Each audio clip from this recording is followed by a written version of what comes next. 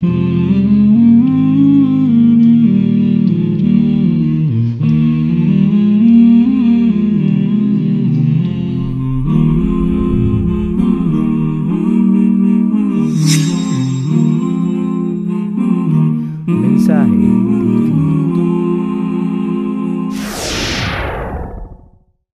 Bismillahirrahmanirrahim.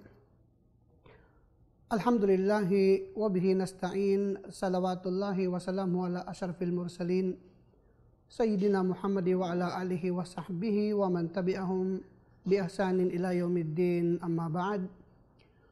Para po sa ating mga taga-subaybay at taga-panood, Assalamualaikum warahmatullahi ta'ala wabarakatuh. Ngayon po, pag-uusapan natin ang mga kasaysayan at mga dakilang kasaysayan po sa buong sanglibutan. Ito na nga po ang mga kasaysayan na nag-uugnay sa ating mga sugo o sugo ng Allah subhanahu wa ta'ala at mga propeta.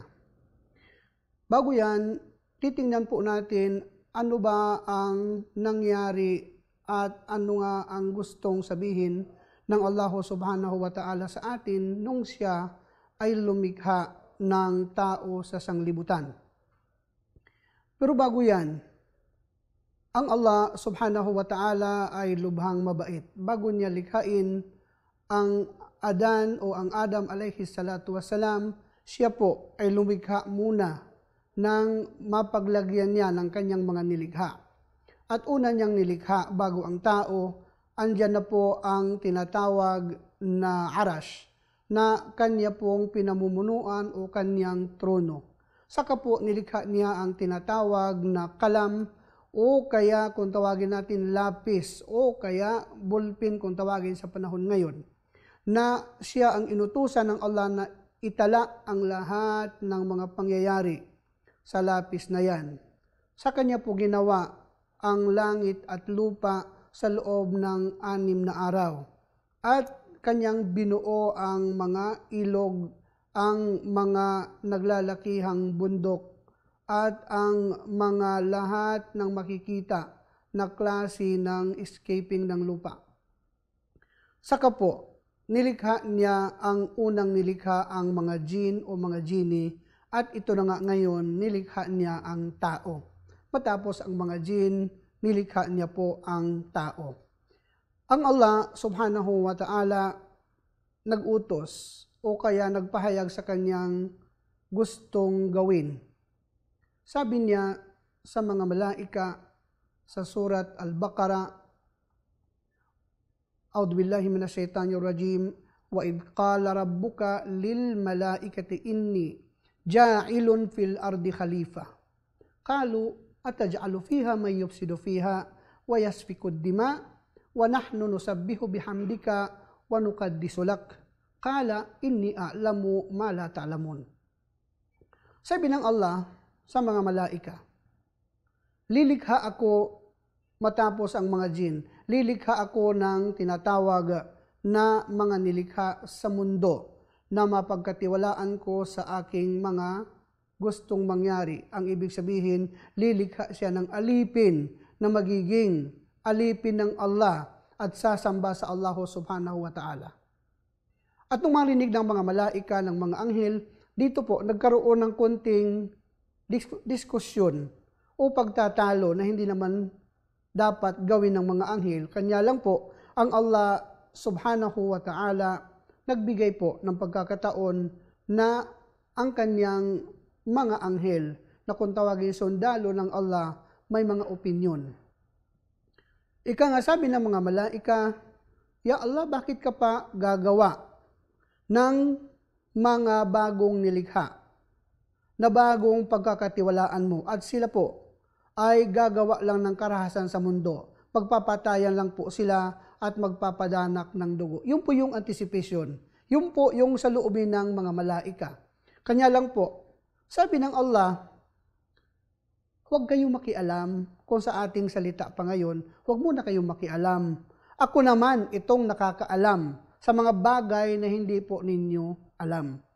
Hanggat sa, sabi ng Allah subhanahu wa ta'ala sa mga malaika, sa mga anghel o mga malaika, kumuha na kayo ng samot-saring klase ng lupa sa iba't ibang kulay ng lupa at ipunin nyo yan.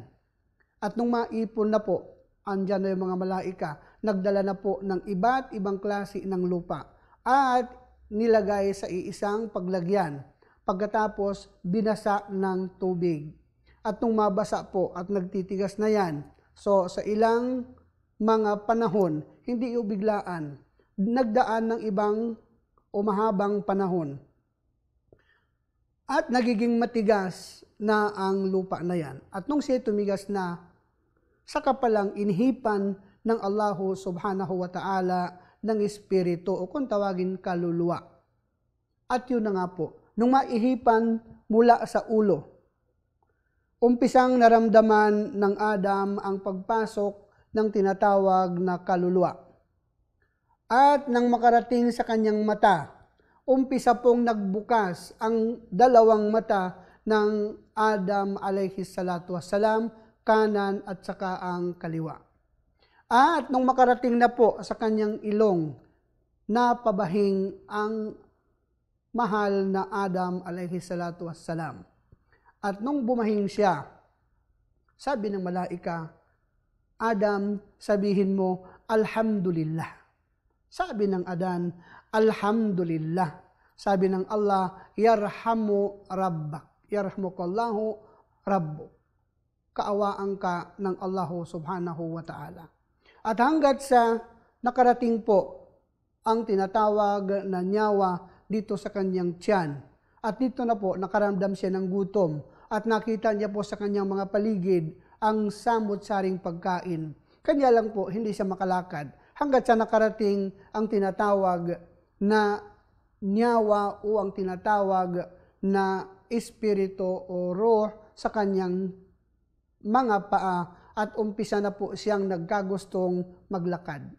Pero bago yan, nung siya po ay nasa kalagayan na wala pang malay, ano naman ang nakikita ng ibang mga nilikha katulad ng iblis? Doon pa lang mismo, nagkakaroon na ng hindi magandang opinion ang iblis. At kanya itong pinapasok, labas-masok, kasi po ang tao ay parang isang pipe, parang tube. Labas-masok doon ng iblis. Sabi niya, ano bang gagawin ng Allah dito? Wala namang silbi ito. At sigurado sabi niya, gagawa lang ito ng problema. Hanggat sa nung malikha na nga ng Allah subhanahu wa ta'ala, pinakahihintay ng buong universo.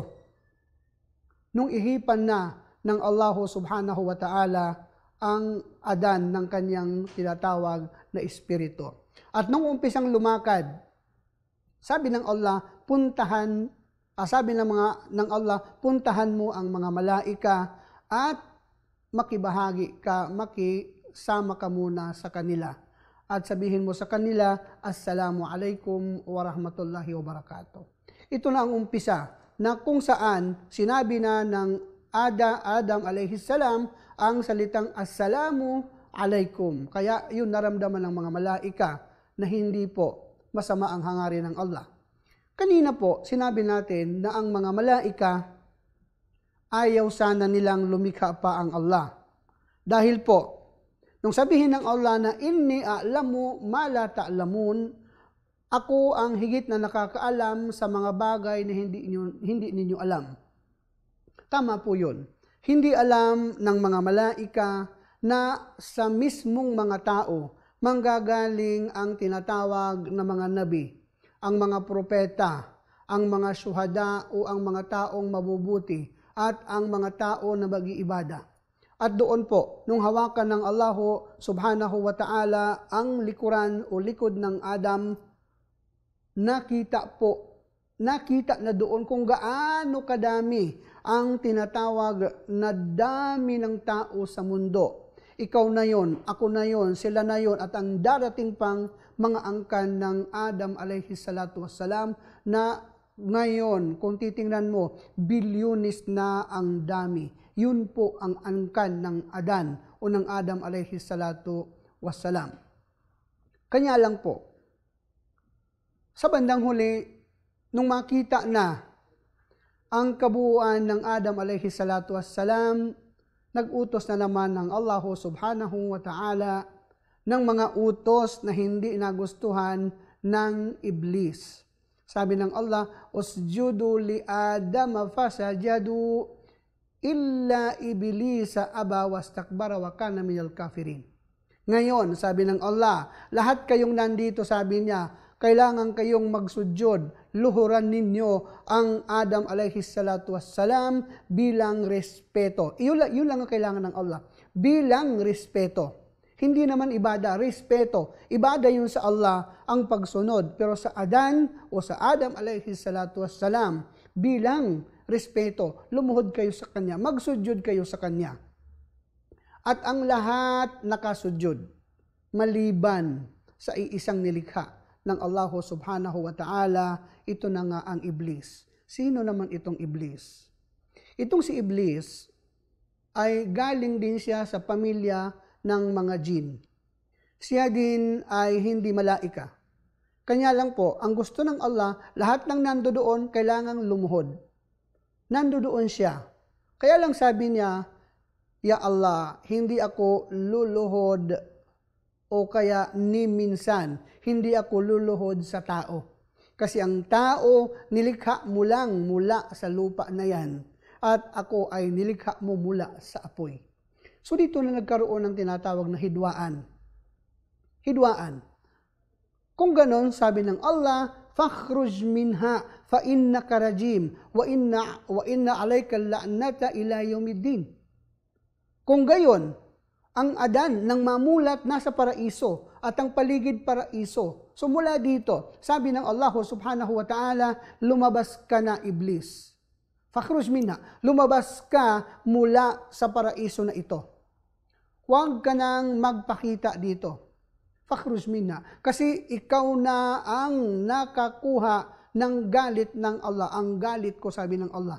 Fa inna la'nata, at ang pagtakwil sa iyo habang buhay. Ila yawmiddin, kailanman, hanggat sa araw ng paghukom, wala ka nang babalikan na paraiso katulad nito. Ang ibig pong sabihin, mga kapatid sa Islam, mga mananampalataya at mga tagapakinig, ito po yung trabaho ng Iblis. Ito po ang kanyang gustong gawin. Sabi ng Iblis, lalabas ako. Pero ipapangako ko, sabi niya, la'ughwiyannahum illa ibadakal mukhlasin. Kagayong sabi ng Iblis, aalis ako dito, lalabas ako dito. Pero ipapangako ko, sabi niya, habang buhay ay gagawin ko ang lahat, istorbohin ang mga alipin mo na yan.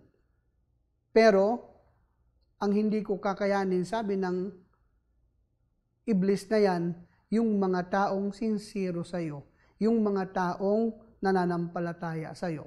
So, bukod dito, ngayon nakikita natin na ang lahat po pala ng mga gawain na may kaugnayan sa maasiya, yan po ay nanggagaling sa Iblis na yan, mga demons na yan, nakipagkunaybans, mga genie na yan, na nakipagsabuatan sa mga Iblis, sa mga demons na yan, na ang pinaka-purpose nila, wasakin ang damdamin ng tao, wasakin ang isipan ng tao, wasakin ang buong katawan ng tao, nang sa gayon, paralisado ang pagkakilala niya sa Allah subhanahu wa ta'ala. So dahil dyan po, ating pong bigyan ng oras ang isa pong patalastas.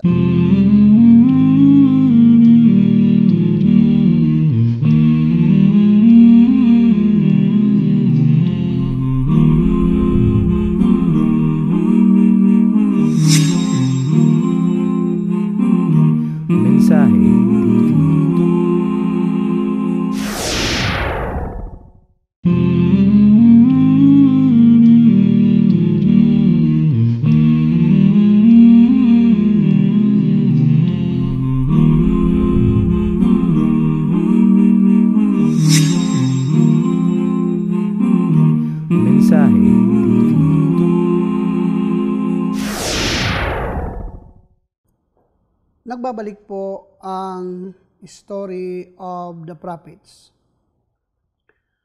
Kanina po nabanggit natin kung gaano kahalaga ang kasaysayan na ito. At sa pagkakataong ito, titingnan natin ano ang sumunod na kaganapan. Nanatili ang Adam alayhis salam sa loob ng paraiso ng mahabang panahon. Kanya lang po sa kanyang panatili doon, tila ata loneliness. Kasi alone. Kasi ang ibang nilikha, kakaiba ang kanilang pagkalikha. Ang anghel iba at ang mga malaika na yan ay talagang may kakaibang anyo. Ang Adan o ang Adam alayhis salam, tao. So sa kanyang panahon, gusto niyang magkaroon siya ng tinatawag na kasama. Ito naman ang mga kahilingan niya sa Allah subhanahu wa ta'ala na kailangan niya ng makasama sa loob ng paraiso. Kaya nga, ito na nga ang pagdating ng Hawa o kung tawagin Eve. Ang Hawa na yan na naging kabiyak ng Adam alayhis salatu wassalam. So, ang paglikha naman dito sa pangalawang nilikha na katulad ni Hawa, may mga namumuo na kasaysayan. Kung siya nga ba ay totoong galing sa tadyang ng tadyang nakaliwa ni Adan, o kaya siya ay nilikha na rin ng Allah katulad at kapariho ng anyo ng Adam alayhi salatu wassalam. So ang marami pong kumakalat na mga tinatawag na usapin ay nagsabi po na siya ay galing sa tadyang nakaliwa ng Adam alayhis salatu wassalam. Ayon po naman sa ibang mga muhaddithin o mga ulama, siya po ay nilikha ng Allah nang hindi nanggagaling sa tadyang. Kaya lang po, ang pagkakaintindi ng kasaysayan nagsabi, nung nanaginip ang Adam alayhis salatu wassalam, at sa kanyang pagmulat ng kanyang mata, meron ng kasama ang Adam alayhis salatu wassalam na pangalawang nilikha. Hindi po yung babae na nakahiga sa kanyang bandang kaliwa. Kaya yun ang pagkasabi na yan po ay galing sa kanyang tadyang mula sa kaliwang katawan. Ang mahalaga po, alamin natin ano naman ang role ng Hawa sa buhay ng Adam alayhis salatu wassalam. So dito po nagumpisa ang hidwaan na naman kasi nga dinagdagan na ng Allah subhanahu wa ta'ala ang tao.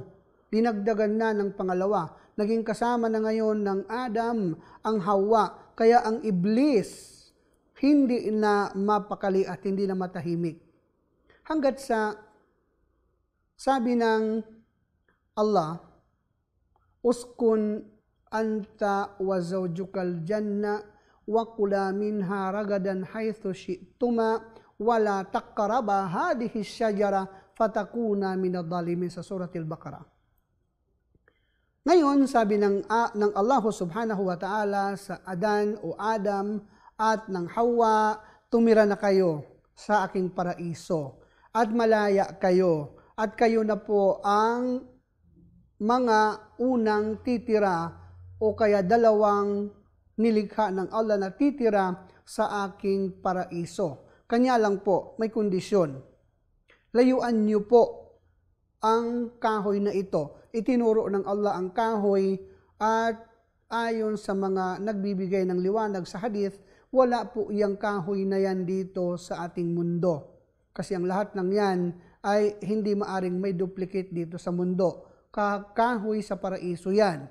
So sabi ng Allah, huwag lapitan. Kahit paglapit lang, huwag mong lapitan ang kahoy na ito. At malagay kayo sa tinatawag na panlilinlang. So ito na nga po. Ano naman ang ginawa ng Iblis? Itong si Iblis, may sabi na siya ay nagmumukha ng tao at may kwento na siya ay nagmumukha ng isang ahas. Kanya lang po, ang mahalaga, ano ang kwento? Kanya pong inudyukan ang Hawa. Ayon sa kwento, inudyukan niya ang Hawa. At unang tinanong niya nung wala doon ang Adam alayhis salam.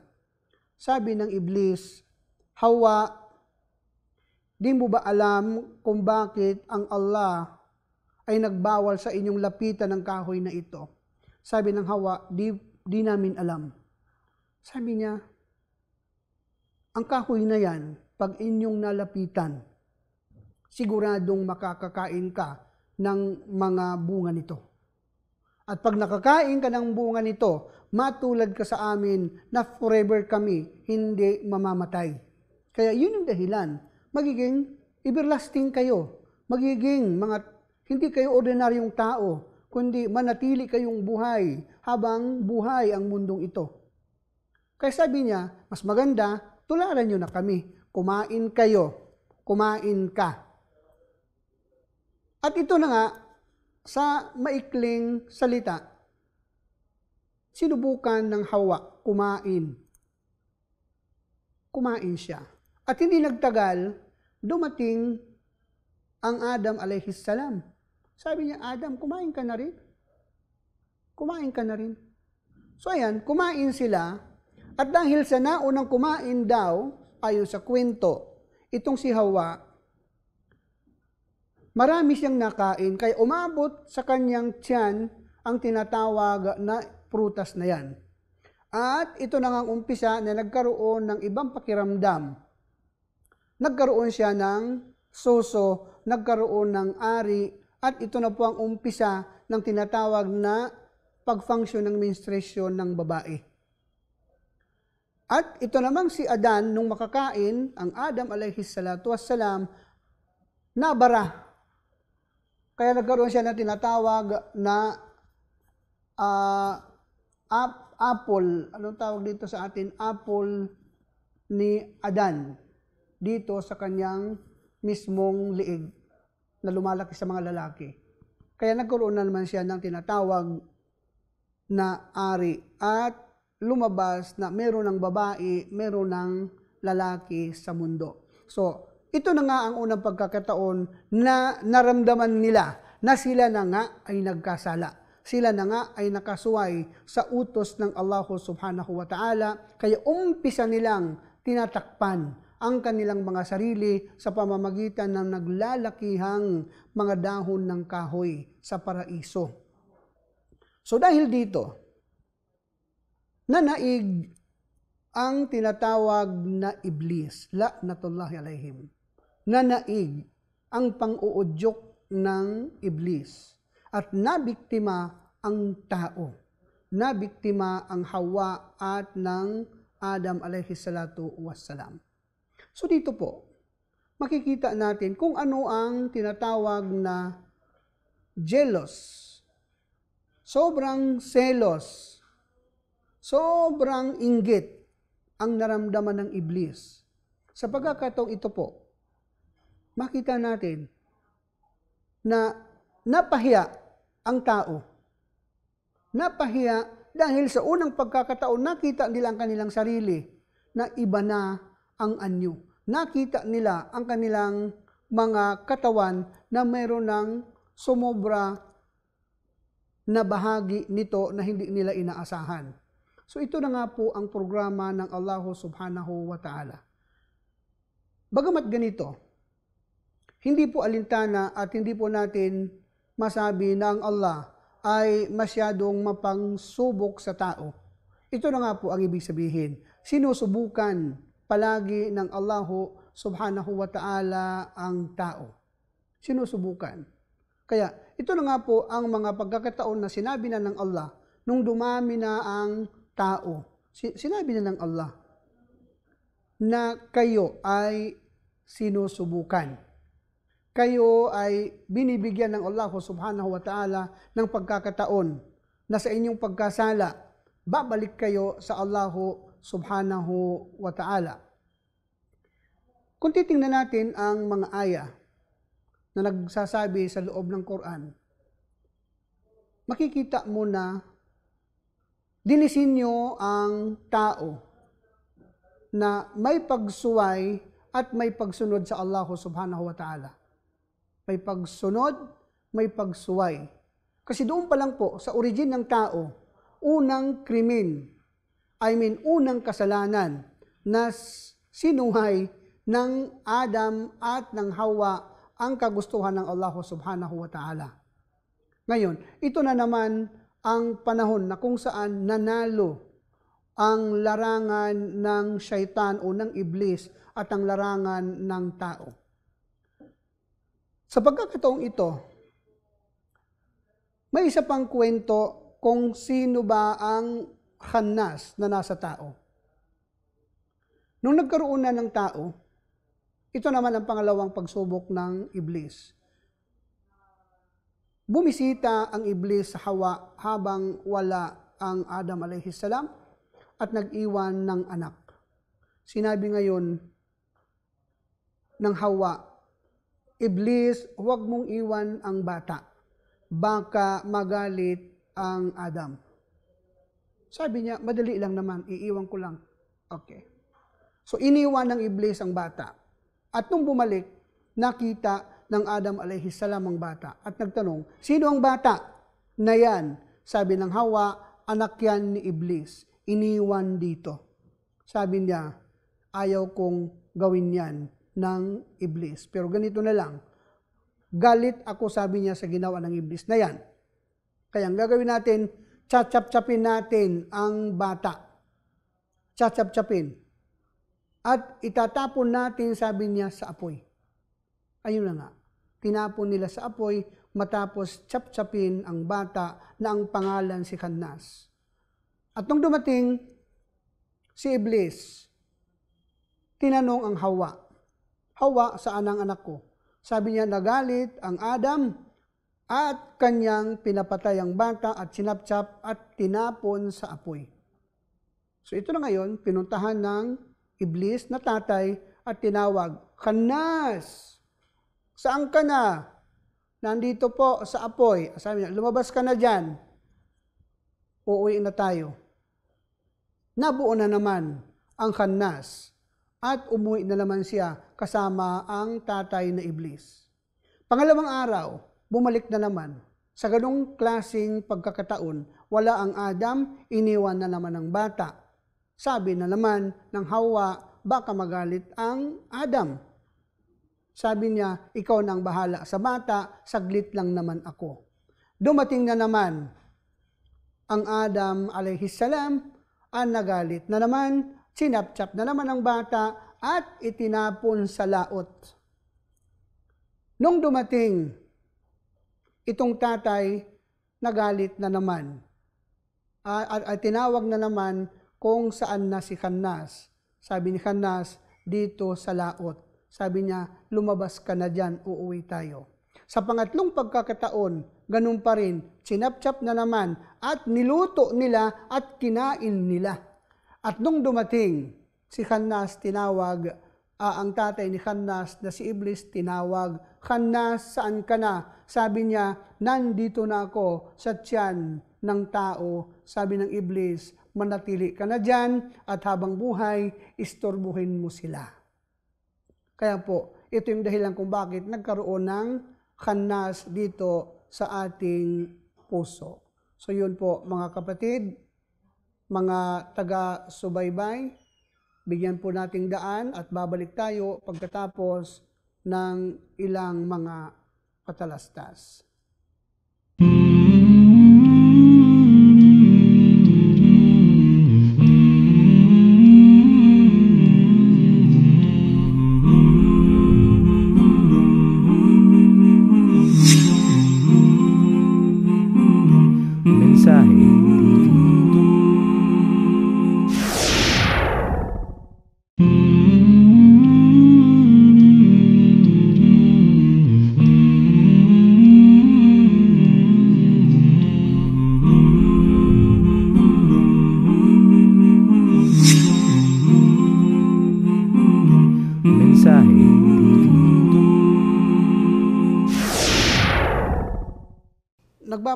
Magbabalik po o balikan po natin ang usaping kasaysayan ng mga propeta.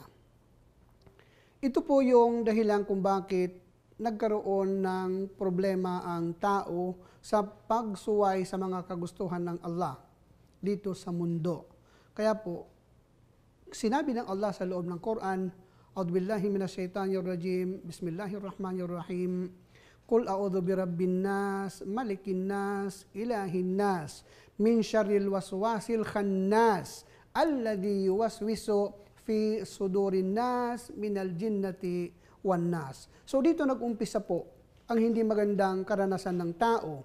Kaya sabi ng Allah sa loob ng Quran, sabihin mo, O Muhammad, na ikaw ay magpapakupkop mula dyan sa mga khannas na yan.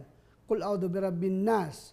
Magpapakupkop ako sa tinatawag na Panginoong Allah, pangingistorbo ng khannas. At marami ang sinasabi ang Allah. So dito po, nagkaroon na naman ng karagdagang problema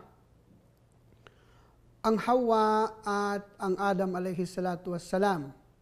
Dahilan upang sabihin ng Allah subhanahu wa ta'ala sa surat al-Baqarah, ihbitu minha ihbitu ba'dukum li ba'din adu walakum fil ardi mustaqarrun wa mata'un ilahin, sa parihong surat al-Baqarah. Ihbito, meaning bumaba kayo sa mundo. Mula sa paraiso ng Allah, pinababa ang dalawa na yan dito sa mundo. Kaya kung tawagin descension, pinababa. Mula sa taas, pinababa sila dito sa mundo. At ayon sa kwento, hindi sila yung bumaba na may sasakyan o kaya sumakay sa eroplano o anumang klaseng karpet. Sila po ay itinapon sa mundo ayon sa kagustuhan ng Allah subhanahu wa ta'ala. At sa pagdating nila sa mundo, nahiwalay o nagkahiwalay ang Hawa na ayon sa kwento natapon sa India at ang Adam alayhi salatu wassalam natapon sa Arabia. At doon sila nagpang-abot at nagkita sa tinatawag na Arafah. Kaya daw yan natawag na Arafah dahil doon nagkakilalang muli ang Hawa at ang Adam alayhi salatu wassalam. Dahil sa galit ng Allah. Kaya lang sabi ng Allah, habang kayo ay nasa mundo, kayo ay magsisisi o pagsisisihan ninyo ang inyong mga nagawa na kasalanan sa Allah. Ihbito, kaya lang ba'dukum li ba'din adu. Ito pa ang mahirap na kondisyon. Dahil napasok ng khannas, ang anak ng demonyo na yang iblis, ang puso ng tao, sabi niya, habang kayo'y nasa mundo, mag-aaway-away ang tao. Ba'dukum li ba'din adu. Isang grupo kalaban sa isang grupo. Meaning, kung titingnan mo ang salita ng Allah na yan, there is no room for peace in this world. Dahil sa galit ng Allah sa tao. Bakit ito mag-aaway? Sabi ng Allah, walakum fil ardi mustaqar wa mata'un ilahin. Mayroong tirahan, may territory, may tinatawag na kagamitan sa pakikipagdigma. So kaya kung makikita mo ang buong mundo, saan nagumpisang away? Unang-una, territory. Nagpapatayan, nagbabangay. Kung sino ang malakas, sino ang may puwersa, para silang tinatawag na batas sa jungle. Sila ang mananaig kung sila na grupo ay may lakas. At itong isa ay na-defeat. Kaya survival of the fittest ang ibig sabihin. Pangalawa, may kagamitan upang mag-away ang tao. Kaya ang bawat isa, bukod sa may territory, nagsipag-discovery anong klaseng sandata ang pwede nilang gawin sa mundo. Kaya ito nga po, kung makikita mo, ano na ang narating ng tao? Saan na nakarating ang tao? Gumawa na ng nakakagimbal na mga armaments, mga bomba na wala ng katapusan ang pagguho ng mundo kung ito'y guguho man. So dahil doon po, dumami ang angkan ni Hawa at ni Adam alayhi salatu wassalam. Nanganganak na sila dito sa daigdig na ito at kada panganak tigda dalawa, babae, lalaki, babae, lalaki. Ang sunod na naman, babae, lalaki. Ano po ang gustong sabihin ng Allah? Iba't ibang mga mukha, iba-ibang kulay. Ang ibig sabihin ng Allah, yung unang couple, pares sa dalawang couple, magsasama bilang mag-asawa. Ika nga po, padamihan ng lahi. Katulad ng nababanggit sa Bible, go to the world and multiply. Humayo sa mundo at magpakarami. Kanya lang po, ang isa pang kondisyon ng Allah, kailangan sabi niya, فَإِمَّا يَأْتِيَنَّكُمْ مِنِّي هُدًى فَمَنْ تَبِعَ هُدَايَ فَلَا خَوْفٌ عَلَيْهِمْ وَلَا هُمْ يَحْزَنُونَ. Pero huwag kayong mag-alala kasi may darating na mga aral, may guideline o guidance ang Allah subhanahu wa ta'ala sa mundo. Kung sino man sa inyo, sabi ng Allah, ang napunta sa tuwid na tinatahak na daan, wala na po siyang pangamba at wala na po siyang katatakutan. Meaning, libre ka na mula sa galit ng Allah subhanahu wa ta'ala. So ito yung mga kondisyon. Galit sa atin ng Allah dahil sa mga nagawa nating kasalanan. Kanya lang po, sabi ng Allah, kung sino man yung makatuntun sa daan papuntang paraiso, wala na po siyang aalahanin pa. فَإِمَّا يَأْتِيَنَّكُمْ مِنِّي هُدًى. Ang ibig sabihin, hindi po lahat. Partial ang mga binibigay ng Allah, hindi lahat makakakita ng liwanag papunta sa Allah subhanahu wa ta'ala. Ang ibig sabihin po, may mga maliligaw pa. Mayroon pang hindi makakakita ng tamang liwanag. Kaya doon nag-umpisa ang unang krimen nang magkaroon ang Habil at Kabil ng hidwaan. Itong si Habil ay palaging tinatanggap ng Allah ang kanyang mga sacrifice, ang kanyang mga alay. At nagselos ang Kabil dahil sa nare-reject na kanyang mga alay sa Allah subhanahu wa ta'ala. So dahil doon, nagkaroon ng matinding galit at matinding selos ang Kabil. At sa walang pagpatumpik-tumpik, kanyang pinatay ang kanyang kapatid. At isa pang kwento, pinatay niya ito dahil ang Kabil ay ang kanyang kakupol puti at ang kakupol ng Habil ay itim. Iting kwento. At ayaw niya itong itim, gusto niya itong kapatid niya. Kaya ito pinatay niya ang kanyang kapatid na sumunod sa kanya. So kung titingnan mo, ito din ang unang criminal case, murder, na naganap sa kasaysayan ng tao sa mundo. The first ever murder na kaso, pagpatay o pagkitil ng buhay ang naganap sa pagitan ng magkapatid na Kabil at Habil. So paano na ilibing ang bangkay? Paano na itago? Kasi ang naisip ng Kabil para hindi malaman, itago niya ngayon nang hindi makita ang bangkay ng kanyang kapatid. So ayon po sa kwento, nagpakita ang isang ibon at pinatay din niya ang kanyang katunggali na ibon at dinala sa isang lupa at naghukay at sa kanyang nilibing.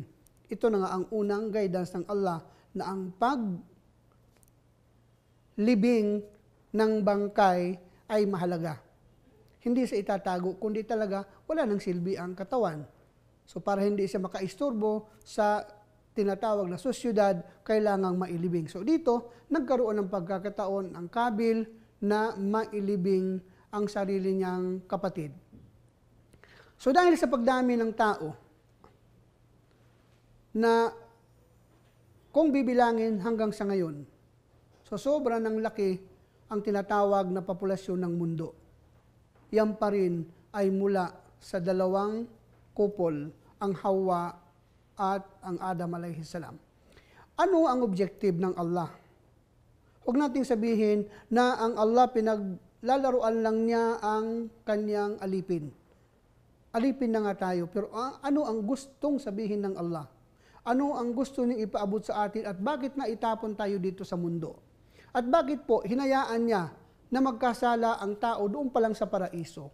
Samantala, kaya niya itong sabihin o kaya niya itong protektahan na ang tao hindi malagay sa alanganin. Kaya lang ginusto niya po ito. Ito po yung kagustuhan niya, na magkaroon ng babae at saka lalaki upang dumami ang tao sa mundo. Sa iisang pagkakataon na tumira ang tao sa mundo na ibaba pa dito sa mundo. Tumira sa paraiso at binaba dito sa mundo, sabay pa ang galit. So ito nga po ang umpisa. Kaya lang, ang gusto lang sabihin ng Allah, malawak ang aking lupa sa mundo. Kaya sabi niya sa isang talata, famshu fi manakibiha wa kulu min rizqiha wa ilaihin nusur. Humayo kayo sa mundo, lumakad sa ibabaw ng mundo at kunin ang aking mga biyaya, kumain kayo sa aking mga biyaya sa mundong ito. Napakalawak ng lupa. So ito din naman ang dahilan kung bakit sabi ng Allah, kailangan lang matupad ninyo ang kagustuhan ko na sinabi niya, wa ma khalaqtul jinna wal insa illa liya'budun. Kailanman sabi niya, hindi ko nilikha ang mga genie na yan na nauna at ang pangalawang grupo ng tao, kundi ang tinatawag na pagsamba sa Allah subhanahu wa ta'ala. Kaya po, paano natin matuntun ang tinatawag na pagsamba? Hindi po nagpabaya ang Allah, hindi po nagbigay ng perwisyo ang Allah, kundi binigyan niya po ng pagkakataon ang tao na makinig sa mga sugo mula sa Allah subhanahu wa ta'ala, makinig sa mga propeta. At sa kahuli-huli ang pagkakataon dumating ang panahon ng Nabi Muhammad sallallahu alaihi wasallam. Libu-libong mga propeta ang dumating. Pero ayon sa kasaysayan, 4 na mga sugo ang sobrang sinubukan ng Allah ang kanilang pagkatao, kung tawagin ulil azam. Yan na po ang Nabiullah Ibrahim, yan na po ang Nabiullah Musa, ang Nabiullah Isa o Jesus, at ang Nabi Muhammad sallallahu alaihi wasallam na pinagtagumpayan nila ang pagsubok ng Allah. So lahat po ng ginagawa ng tao dito sa mundo, dalawa lang. Kung hindi siya worship, kung hindi man siya pagsamba sa Panginoong Allah, ito nga po ay paglabag sa kagustuhan ng Allah. Kaya lang po, anong masaklap at anong nakakabahala? Ang marami po na mga tao, kung bibilangin natin, sumahin natin sa ibabaw ng mundo, ang maraming tao doon nakapila papunta sa galit ng Allah subhanahu wa ta'ala. So palagi po nating ipagdasal ang ating sarili, ang ating mga pamilya, ang buong sanglibutan na matuntun nila ang kagustuhan ng Allah subhanahu wa ta'ala na tahakin ang tamang landas papunta po sa paraiso ng Allah subhanahu wa ta'ala. At maraming salamat po sa inyong lahat, sa ating mga tagapakinig at taga-subaybay. Ang inyong lingkod po, Sheikh Habib Mamuntuan.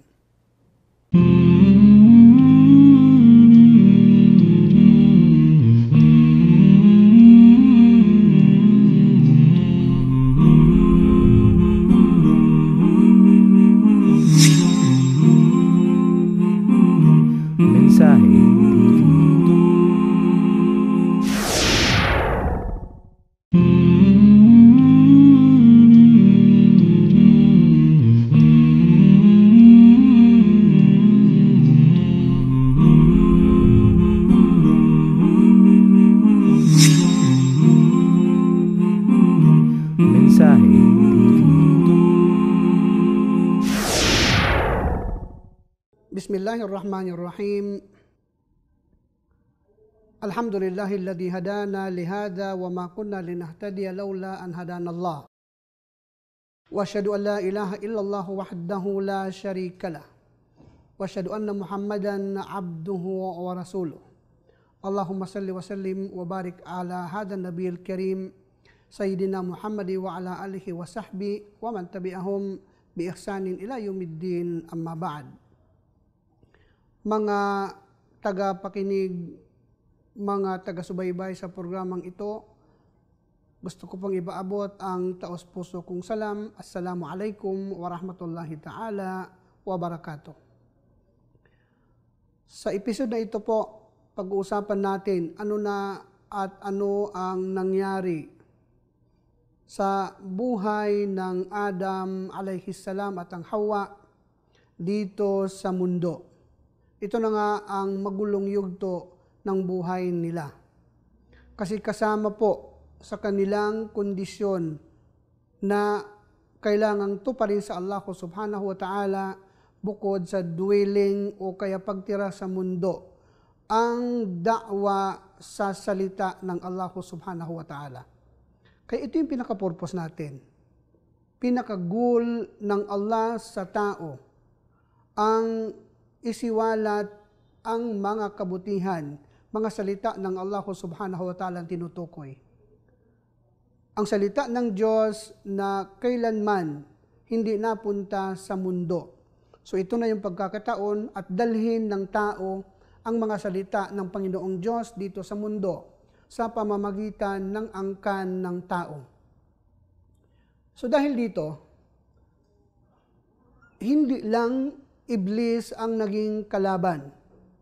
Naging kalaban na rin ang mga taong naimpluwensahan ng Iblis, ng Satan, ng mga jini na yan na nangako sa Allah na laugwiyannahum illa ibadakal mukhlasin. So yung refleksyon ng pangyayari mula sa paraiso ng Allah dumating dito sa mundo, ang grudge sa pagitan ng tao at ang Iblis. So dito, dahil lang naitapon sila at nailabas sila mula sa paraiso at nailabas din ang Adam at ang Hawa mula sa paraiso, dito nagpang-abot sa mundo. Ito na ang tinatawag na firing line ng manusya at ng mga jini na yan at ng Iblis ng Satan na yan. Ngayon, sabi ng Allah kanina, sinabi ng Allah, وَمَا خَلَقْتُ الْجِنَّ وَالْإِنسَ إِلَّا لِيَعْبُدُونَ. Ang pinaka-purpose ng tao sa mundo, sa kahit anong gagawin niya dito sa mundo, ay ang tinatawag na pagsamba, pag-ibada o worship sa Allah subhanahu wa ta'ala. Kaya kung makikita mo sa mga tafsir o kaya meaning ng Quran, ng Hadith, na pinalabas ng mga ulama, mga scholars na yan, na ang lahat ng gagawin natin ay dapat ibada. Ang ibig po sabihin, kung ang Islam ay may 5 rukun Islam, pillars of Islam, may 6 na rukun o 6 articles of faith, sila po ay mga gawaing espiritual. Bukod doon, ang tao naghahanap buhay. Kaya nagkaroon tayo ng tinatawag na mga batas sa Islam, kung ano ang batas na dapat gampanan ng tao sa paghahanap buhay, sa pagninegosyo. Ito nga ang agap o pag-agap ng Allah subhanahu wa ta'ala sa kahinatnan ng mundo. Dumating ang pagdami ng tao na angkan ni Adam at ni Hawa. So lalong lumawak ang tinatawag na populasyon sa mundo. So anong nagiging epekto ng pagdami ng tao? Sa pagdami ng tao po, dumadami din ang alipin ng Allah at dapat dadami din ang tinatawag na sumasampalataya sa Allah. Kanya lang po, sabi ko kanina, dumadami din po ang sumusuway sa Allah subhanahu wa ta'ala. So hindi po lingid sa ating kaalaman. Nung mabuhay ang tao sa mundo, at nag-umpisa ang hirap sa buhay dito sa mundo. Pagsubok na yan. So, humaba ang buhay ng mundo kasama ang tao. At lahat ng yan pagsubok ng Allah. Kaya lang, kung titingnan mo, walang namamatay sa gutom dito sa ibabaw ng mundo. Walang namamatay sa tinatawag na tao dito sa mundo dahil hindi nakakakain. Lahat po ng yan. At sabi natin, galit sa atin ng Allah, pero gayunpaman, minahal tayo ng Allah subhanahu wa ta'ala. Kanina, kung titingnan natin yung ayat na وَمَا خَلَقْتُ الْجِنَّ وَالْإِنسَ إِلَّا لِيَعْبُدُونَ. Hindi lang po ang pagsamba na yan ang ibig sabihin ng worship, kundi pati na po ang paghanap buhay mo ng marangal ng halal o kaya yung mga pinaghihirapan mo na malinis, yaong kaaya-aya na hanap buhay, bahagi din po yun ng ibadat sa Allah. Meaning, ikaw ay sumusunod din sa kautusan ng Allah na maghanap buhay sa mundo at mapakain mo ang iyong pamilya at mailagay mo sa tamang ayos ang iyong pamilya at mga anak. Kaya sabi ng Allah, Ya ayyuhalladhina amanu qu anfusakum wa ahlikum nara. Ho kayong mga taong nananampalataya, kailangan pong iligtas ninyo ang inyong pamilya at inyong mga sarili mula sa naglalagablab na apoy sa impyerno. So ito po ang tinatawag na purpose natin.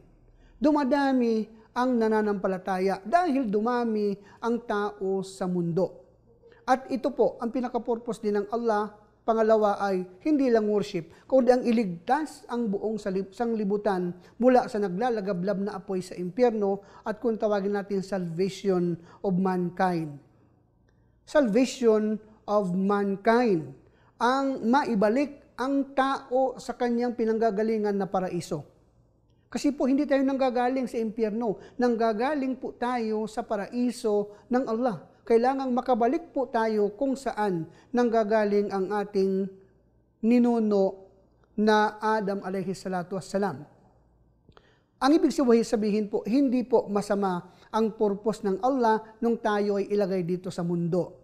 So hindi po katapusan na yon ng mundo, kundi ito na ang mundo na ang katapusan nito ay pabalik sa paraiso ng Allah subhanahu wa ta'ala. Kung makita mo, naglaan ang Allah subhanahu wa ta'ala ng maraming propeta, maraming sugo. Nag-sacrifice ang mga propeta, mga sugo, para lang maipaabot ang mga mensahe ng Allah subhanahu wa ta'ala. Nagpalabas ng maraming propeta na nangangaral sa bawat grupo ng tao. Kaya doon may propeta. Kasi ang bawat grupo, ang bawat tribo noon, may pinapadala ang Allah na mangangaral. Sa bawat henerasyon, may tinatawag na mangangaral. Pero may kaakibat din po ito na ang bawat henerasyon, mayroon din pong iblis na nakabuntot sa kanila. So dalawa na ang grupo.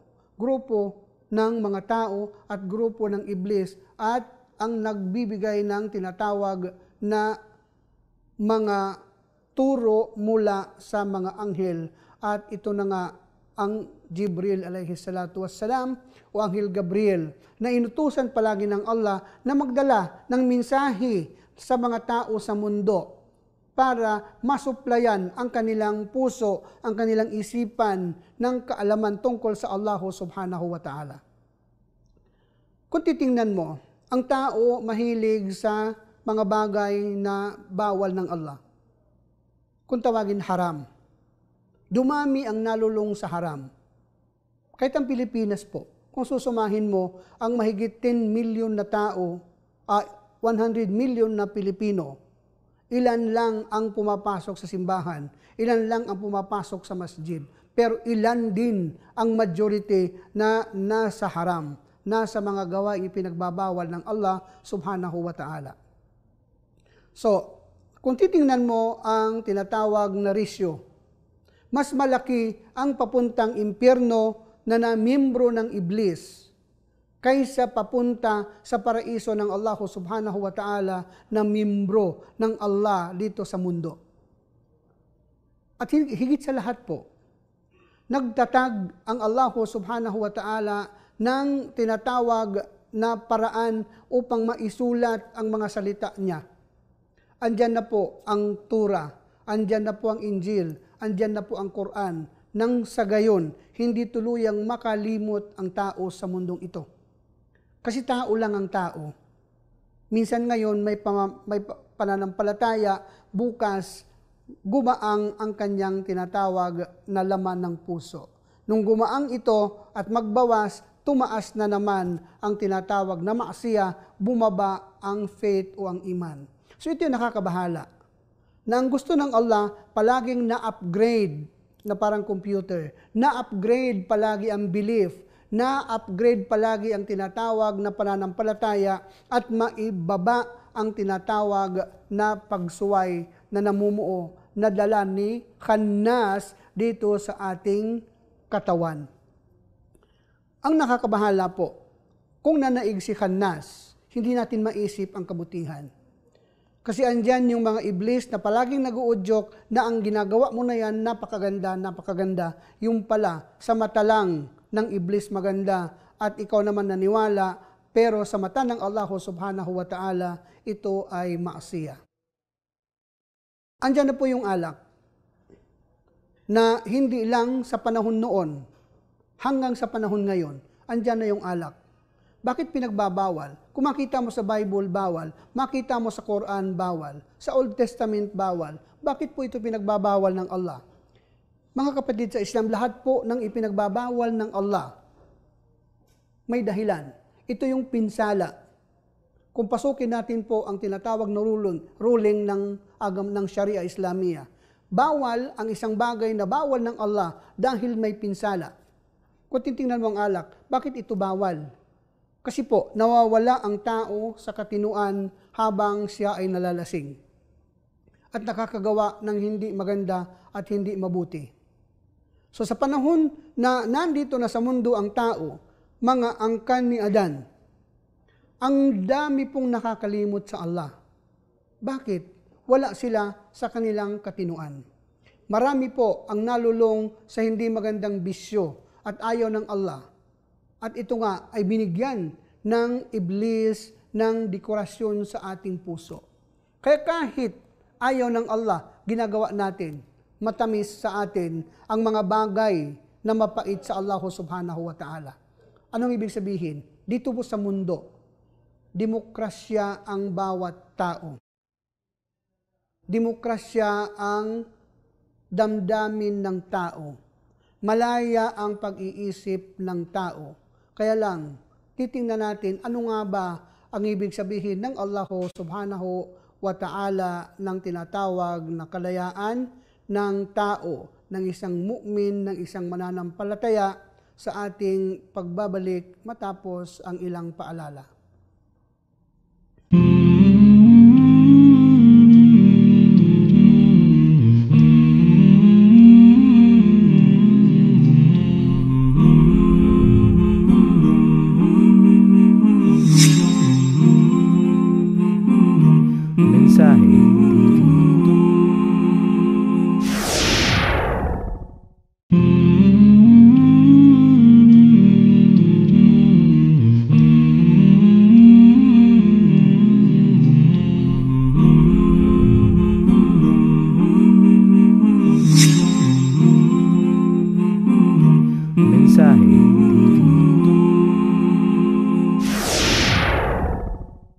Nagbabalik po ang story of the prophets.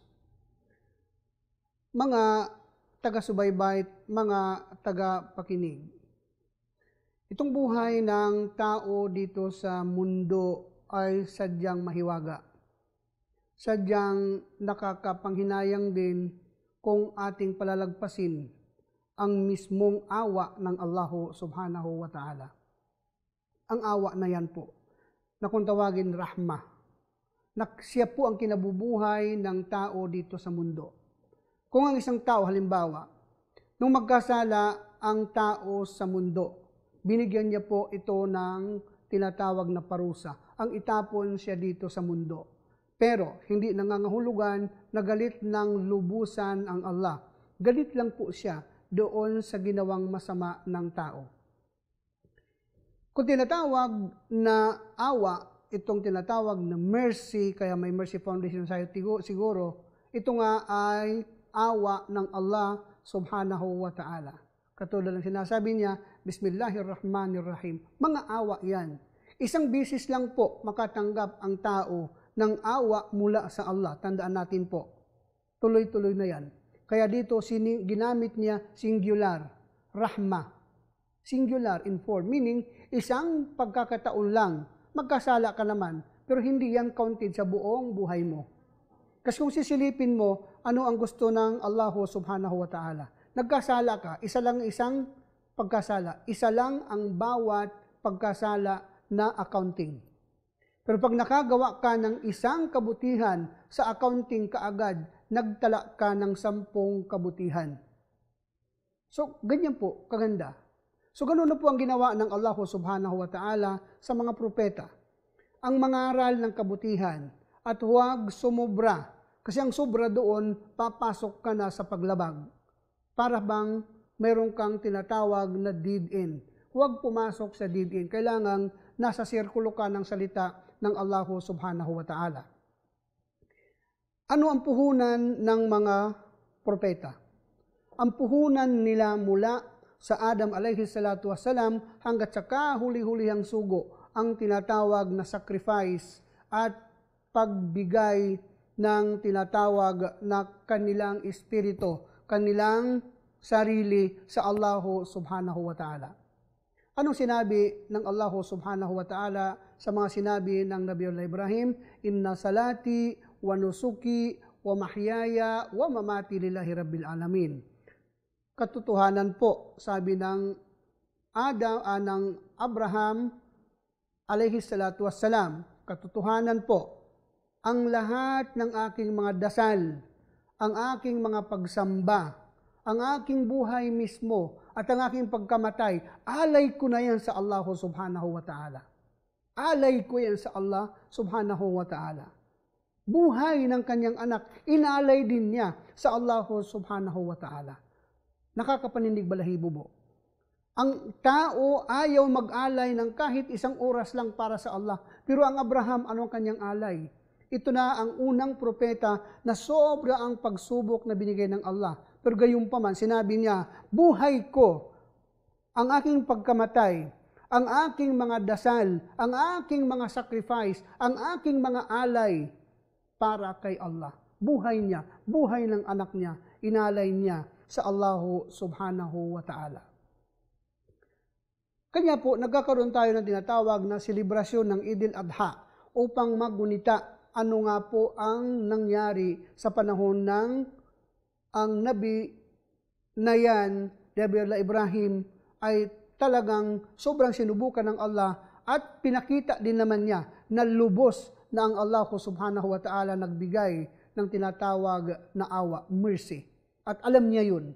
Kaya tinawag siya ng mga tao o ng Allah subhanahu wa ta'ala na Khalilullah.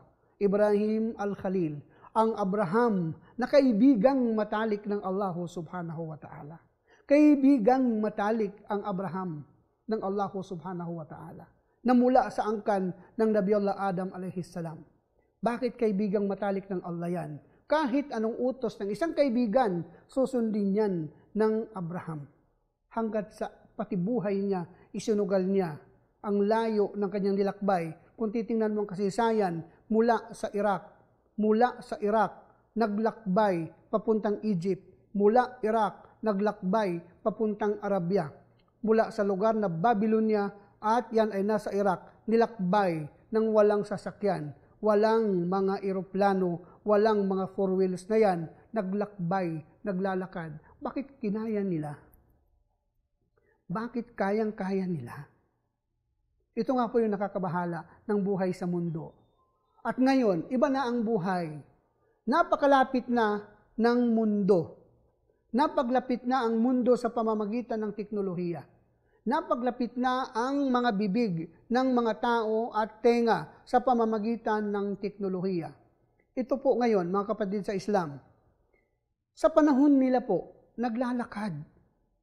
Sa panahon ng Nabi Muhammad sallallahu alaihi wasallam, naglalakad. Kung titingnan mo ang sakripisyo, mula Makkah, naglakad ng 12 days papuntang Madina sa kagustuhan ng Allah subhanahu wa ta'ala na mailayo ang tinatawag na gulo mula sa kanyang pinili na Rasul sallallahu alaihi wasallam, ang Nabi Muhammad sallallahu alaihi wasallam. At nakarating sila ng Madina ng matiwasay. At inaabangan sa Madina dahil pinahirapan sila ng sobra sa halos 3 taon dito sa Makkah. Kung susumahin mo, gaano kalayo ang Makkah at ang Madina na hindi bababa ng 417 kilometers. na halos takbuhin ng 4 na oras ng sasakyan. Kanya lang po, nilakbay ito ng Abu Bakar at ng Rasul sallallahu alaihi wasallam, at sila ay nag-migrate doon sa malayong lugar sa Madina. So kung titingnan mo po, ang panahon ng Nabiullah Isa alaihi salatu wassalam, na kung tawagin nila sa panahon ito Jesus, ano ang mga sakripisyong nailaan ng Nabiullah Isa? Hindi lingid sa ating kaalaman po na ang Nabiullah Isa ay sobrang pinahirapan din sa kanyang kapanganakan pa lang, at sobrang pinagtangkaan ni Herodes na patayin ang bata. Kanya lang po, ganun din ang ginawa. Nag-evacuate sila mula sa lugar na sagrado sa Jerusalem at nagtungo sila ng Egypt. At ano mga sakripisyo pa ang naibigay? Yung panahon na kung saan parating ang katauhan ng Nabiullah Ibrahim at napanaginipan ito ng hari na nasa Iraq. Pinatay ang lahat ng bata. Pinatay ang bagong silang na batang lalaki na kinatatakutang maging hari dahil sa panaginip nitong hari na may isang darating na lalaki sa buhay ng Iraq, ng Babylonia na magiging hari. Ganun din sa panahon ng Nabiullah Isa na nagkaroon din ng kunti lang na mga diferensya sa pamamagitan ng 3 hari na dumalaw kay Jesus at kay Herodes. At nabanggit lang ng 3 hari na dumalaw kami sa bagong silang na hari. At ano na ngayon? Gusto nilang patayin ang Nabiullah Isa, kanya lang po, pinaligtas sila ng Allah. Ano ang naisakripisyo doon? Pinatay na naman ni Herodes ang lahat ng bagong silang na batang lalaki na hanggang 3 taon sa buong Jerusalem sa Israel na ngayon. Pinatay na naman ang mga batang walang kamuwang-muwang. Kanya lang po, kung susumahin yun, ang mga batang walang kamuwang-muwang, sila yung mga tao sa paraiso. Sila yung mga tao o mga bata na wala ng problema sa buhay. Kanya lang po masakit sa ating mga buhay, pakinggan mo lang, imahinasyon mo lang na pinatay ang bata kasi may anak ka. Kung anak mo kaya yun, ano sa piling mo? Ano sa pakiramdam? Ganun din sa panahon ng Moises, Musa alaihi salatu wassalam sa Egypt. Noong managinip na naman ang isang Firaun na magkakaroon ng isa na namang buhay na magkapapalit sa kanyang trono. Pinatay na naman ang lahat ng mga batang lalaki sa Egypt. Ito po ang sacrifice nila. Ito po ang mga nilaan na buhay dahil lang sa kapahamakan sa isipan ng isang mga leader na walang katinuan at wala sa paniniwala sa Allah subhanahu wa ta'ala. Kaya nga sabi natin, ang bawat henerasyon, kung andyan man ang mga matitino na mga propeta, kung andyan ang mga matitino na mga sugo, andyan din ang katunggali nila na mga lukulukong mga tao na handang kumitil ng buhay dahil lang sa politika sa kanilang lugar. Politika din po maituring ang agawan ng tinatawag na territory, politika din po maituring ang agawan ng tinatawag na posisyon. Panaginip lang po, nababahala na sila. Panaginip pa lang, pinatay na nila ang mga buhay na walang kamuwang-muwang. Kanya lang, kahit ang Biblia nagsabi na ang paraiso, ang tao, ang mga bata na yan, maliliit na mga bata na yan, ay mga tao sa paraiso. Ganon din po ang paniniwala ng Islam na ang mga tao na yan, mga bata na yan, na wala pa pong mga kasalanan at kamuwang-muwang, inosenting mga bata, sila po ang mga bata sa paraiso. At sila po ang mga bata na kung saan parang mga ibon nalilipad kung saan-saan, papunta kung saan sila pupunta sa loob ng paraiso. At nabanggit po yan ng maraming pagkakataon sa loob ng Quran. Ano pa po ang kahinatnan? Nung dumami na ang tao, dumami na ang nananampalataya, dumami din ang kalaban nila na suwail sa kagustuhan ng Allah subhanahu wa ta'ala. Sa kanilang pagdami, sa pagdami ng tao sa mundo, kanya-kanya na ng paniniwala, kanya-kanya na po ng pag-interpret ng mga salita ng Allah. Kanya-kanya na po ng inisyatibo ang bawat tribo. Pero po, huwag kalimutan, ang unang binanggit na minahal ng Allah subhanahu wa ta'ala na tribo ay tribo po ng Israelite, mga Israelita. Yun yung panahon ng Nabi Allah o Nabi Yaqub o Jacob. At yan po, si Jacob na yan ay pamilya din po ng Nabi Allah Ibrahim, ng Abraham alayhi salatu wassalam. Itong si Abraham nagkaroon ng anak dito kay Sarah na kung pangalanan ay Isaac o Ishak, at si Ishak nanganak din ng dalawa, si Esau at ang Nabi Allah Yaqub. So dito po nagkaroon ng isang pananaw na naman nung magkaroon na ng angkan ng mga propeta. Ano kaya ang dala ng angkan na yan dito sa ating mundo? Ano kaya ang mga balita na nanggagaling sa angkan ng Nabi Allah Ibrahim hanggat sa kahuli-hulihang pamilya at sa linya naman po ng Nabi Muhammad sallallahu alaihi wasallam? Ano na naman ang mga balita para sa Allah subhanahu wa ta'ala? Ito din po ang babalikan natin insyaAllah matapos ang maikli na mga paalala.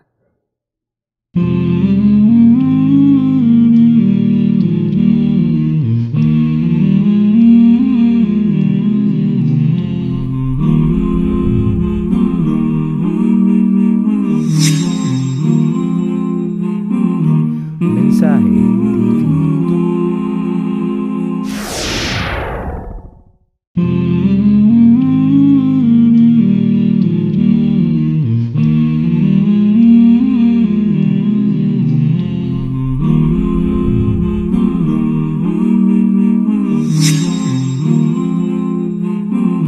Mensahe TV.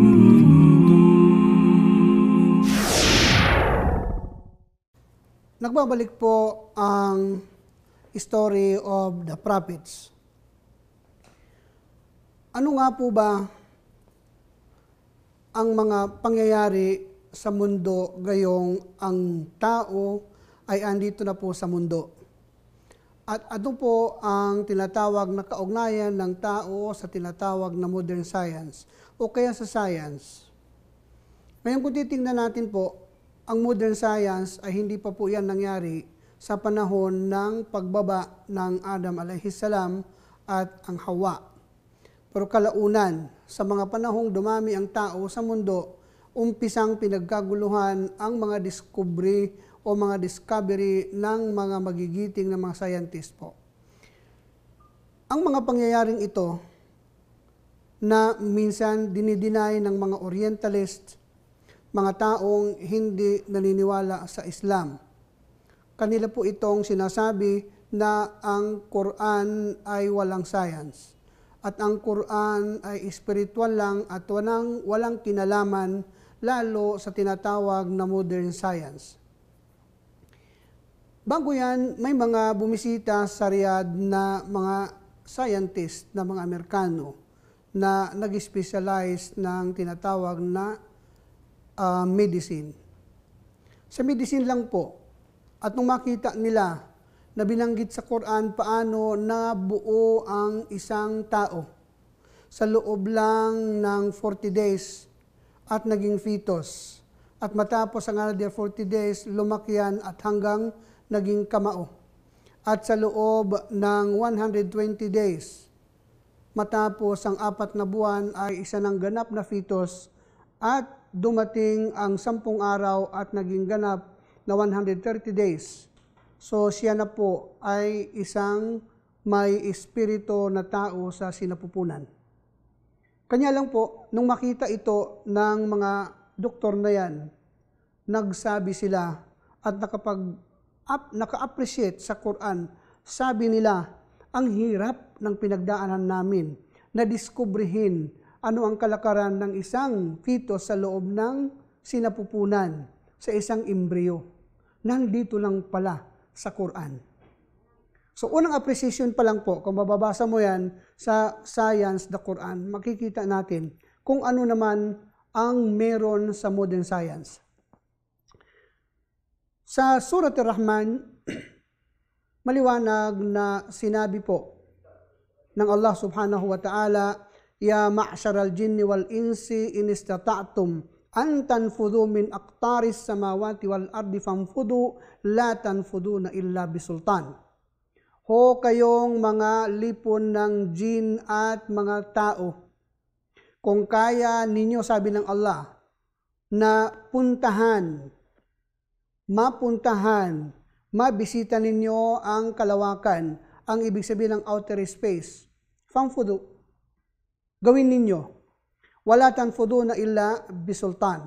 Kanya lang po, mahirap pumunta doon at mahirap puntahan ang lugar na yan kung ang unang-una walang kagustuhan ng Allah o kaya wala tayong kaalaman ano at paano mapuntahan ang lugar na yan.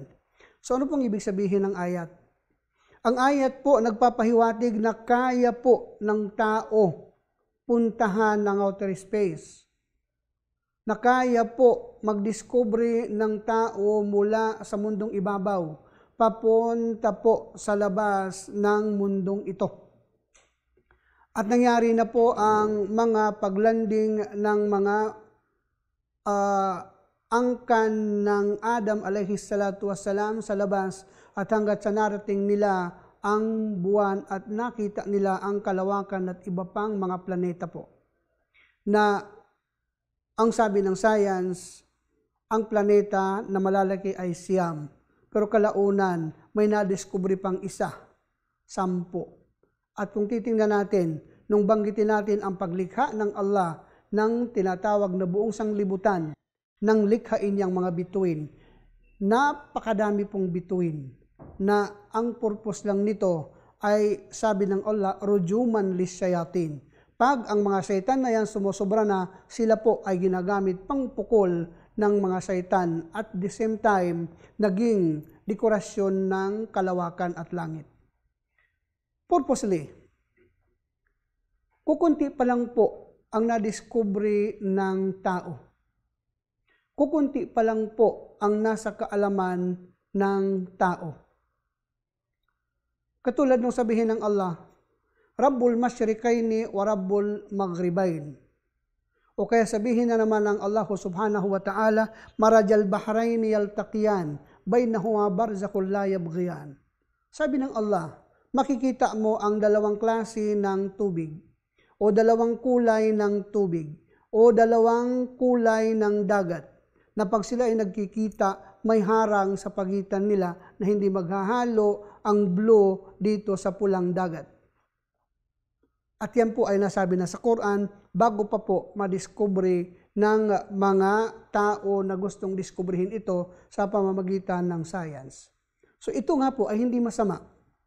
Hindi po masama ang ilagay ang angkan o ng Adam alayhi salatu wassalam at Eve o kaya Hawa dito sa mundong ibabaw. Kasi sila po ay pinaparangalan na ng Allah subhanahu wa ta'ala. Kahit hindi po sila mga Muslim, meron ng saludo na nakukuha sila sa pamamagitan ng science. Kahit hindi po sila mu'min. Kahit hindi po sila nananampalataya. Kasi sila po ay mga angkan pa rin ng Adam alayhi salatu wassalam. Kung titingnan natin kung paano na-discover ng tao na may gravitational force ang tinatawag na mundo. Kung paano na-discover ng tao ang tinatawag na kalakaran sa computer. Na minsan hindi po nabanggit yan mismo sa loob ng Quran na binanggit specifically. Kanya lang po binanggit ng Allah general concept. General concept. Nung sabihin ng Allah subhanahu wa ta'ala, Ar-Rahman, Allamal Quran, Khalaqal Insan, Allamahul Bayan, Allamal Insan, Malam. Okay. Mga bagay na nilikha ng Allah kasi ang Allah mahabagin. Nilikha ng Allah ang tao. So hindi na ngayon pinag-uusapan paano. Nalikha na ang tao. Ang gustong sabihin ng Allah, ngayon andyan na ang tao sa mundo. Ngayon andyan na ang mundo. Ang mismong mundo ay science. Ang mismong mundo ay kaalaman. Kung tawagin ulum. At mabuhay kayo sa pamamagitan ng tinatawag na science. Nung hindi pa na-discover ang eroplano, hindi naman binanggit na may eroplano sa Quran. Pero ang binanggit ng Allah sa Quran, may gagawin pa ang Allah na kaalaman sa pamamagitan ng pagdiskubre ng tao na hindi pa umabot sa kaalaman ng tao. Titingnan natin, Quran nagsalita na may gagawin pa ang Allah. Hindi naman binanggit ang computer. Hindi naman binanggit ang anumang klase ng sandata dito sa mundo. Kaya lang sinabi ng Allah, may ituturo pa ako sa mga tao. Kaya Allamal Quran. Ang Allah subhanahu wa ta'ala ang mismong nagtuturo Iqra wa rabbukal akram alladhi allamal Quran allamal insana ma lam ya'lam. Nagturo ang Allah. Kaya ito nga ang umpisa nung sabihin ng Allah subhanahu wa ta'ala, wa allama Adam al-asma'a kullaha thumma aradahum alal malaika faqala anbi'hum bi asma'i haula'i in kuntum sadiqin. Nung hindi maniwala sa kanila ang mga anghel, sabi ng Allah subhanahu wa ta'ala, tinuruan ko ang Adam alayhis salam sa mga bagay na hindi alam ng mga malaika. Meaning isa na dito ang mga pangalan. Sa mga pangalan pa lang, science na yan. Sa mga pangalan pa lang, kaalaman na yan, na nadala na ng manusya ng tao dito sa mundo. Kaya nga, mali ang mga Orientalist na nagsasabi na ang Quran walang batas. Andyan po ang batas ng Quran. Andyan po ang kaalaman ng science sa loob ng Quran. Bakit sinasabi nila na ang batas ay kailangan gawin ng tao? Samantala, ang Allah gumawa na ng batas mula pa sa Old Testament, sa New Testament, and finally, dito sa Quran. Ginawa na yan ng Allah. Anong gustong ipalabas ng tao? Ang gustong ipalabas ng tao na may kapangyarihan ang tao kasi may mga naniniwala na ang lahat ng nilikha dito sa mundo ay sa pamamagitan ng evolusyon. Meaning, nabuo lang at walang gumawa, walang lumikha. Ito nga po ang naiba sa science ng Allah. Ito nga po ang naiba sa science ng Quran. Kasi ang lahat binanggit mula sa Biblia hanggang sa Quran na ang lahat nilikha ng Allah subhanahu wa ta'ala. Ang lahat ay pagdidiskubre at tinuturuan ang Allah subhanahu wa ta'ala. Kaya kung makikita mo, may mga taong dalubhasa na nakakaalam sa kinabukasan at mga nangyayari. Kung mabanggit natin, isa na dyan ang Nostradamus na kilala sa tinatawag na panghuhula. Bakit nahuhulaan niya? Because ang science nasa kanyang utak. Ang kaalaman nasa kanyang utak, in-install na yan ng Allah subhanahu wa ta'ala. Kung pag-uusapan natin ang utak, paano nilikha ng Allah ang utak ng tao at magkaroon ng tinatawag na capability? Ang tao na nag-iisip, paano naglagay ang Allah subhanahu wa ta'ala ng memory sa utak ng tao na ngayon dinidiskubre na ng mga neurologist ang utak ng tao. Ayon sa kanila, ang utak na yan na nilikha ng Allah na hindi naniniwala ang mga scientist na galing yan sa paglikha ng Allah. Ilan ang nadiskubre nila? Ayon sa kanila, ang maliit na utak ng tao ay may bigat na 1.5 kilo at nagkakaroon ng napakadaming koneksyon sa loob ng utak ng tao na kung tawagin neurons na ang koneksyon may umaabot ng 150,000, may 200,000. At ayon sa kanila, ang tao sa mundo, ang pinakamaraming neurons ay koneksyon ng utak na yan ay nasa 200,000. na kayang mag-store ng memory na halos sobrang laki. Tingnan natin ano yung science. Nasa utak ang science. Nasa brain na ang science ng Allah subhanahu wa ta'ala. Na kayang magdeposito ng tinatawag na long-term memory ang tao. Science na yun eh. Manusya, tao mismo is part of science. Ang Adam alayhi salatu wassalam ay bahagi na po ng science.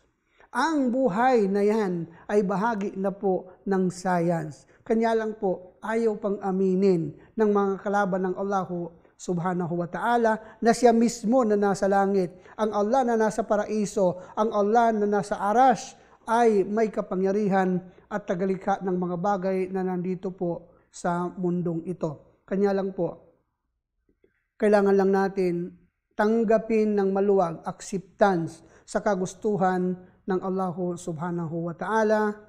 At dito po nagtatapos ang episode na ito. Maraming salamat po sa lahat ng nanonood. Wassalamualaikum warahmatullahi wabarakatuh.